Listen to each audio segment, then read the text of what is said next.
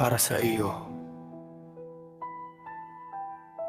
May mga araw na pilit kong iniintindi kung paano tayo napunta sa ganito, kung paano mula sa mga pangakong buo at puno ng pag-asa unti-unti tayong napagod hanggang sa umabot sa puntong kailangan na nating bumitaw.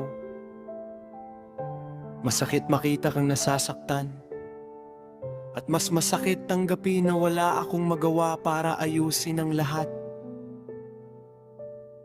Kung pwede lang sana, pipiliin kong magkamali.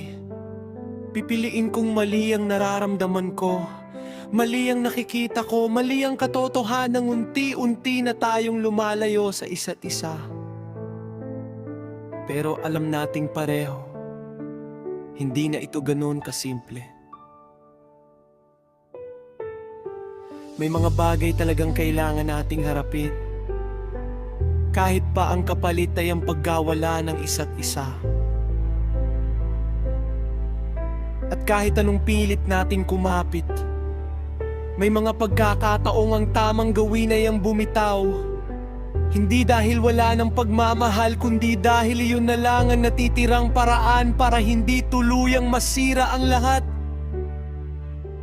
Pero aminin ko, nandito pa rin ako.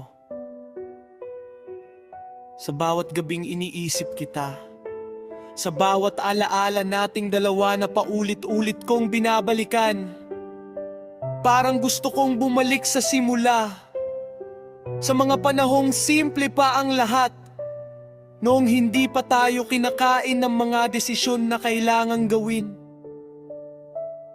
Gusto kong manatili doon, dahil kung doon kita iiwan, hindi ako masasaktan. Dahil sa simula, buo pa tayo. Sa simula, mahal pa rin natin ang isa't isa nang walang pag-aalinlangan. Ang hirap lang tanggapin na mahal pa rin kita kahit alam kong kailangan na nating maghiwalay. Ang puso ko gustong lumaban, pero ang isip ko nagsasabing tama na. At sa pagitan ng dalawang iyon, ako ang nawawala. Pero kahit ganito, pinipili kong iwanang bukas ang puso ko. Dahil sa isang sulok ng isip ko, umaasa pa rin akong baka sa ibang panahon, sa ibang pagkakataon, pwede pa tayong maging mas maayos na bersyon ng tayo. Siguro hindi ngayon. Siguro hindi dito. Pero hindi ibig sabihin noon ay wala na talaga.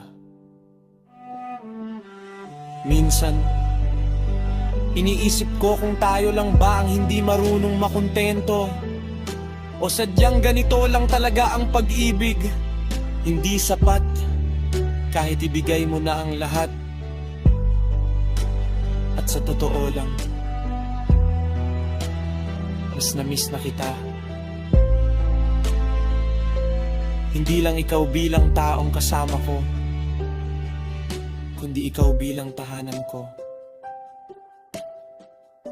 Kung saan man tayo dalhin ng tadhana, sana balang araw maintindihan natin kung bakit kailangan itong mangyari. At kung sakaling hindi na tayo magkita sa parehong landas, gusto kong malaman mo,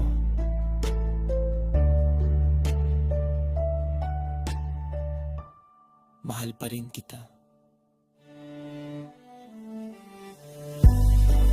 Mula sa pusong natutong magmahal, kahit kailangang magpaalam.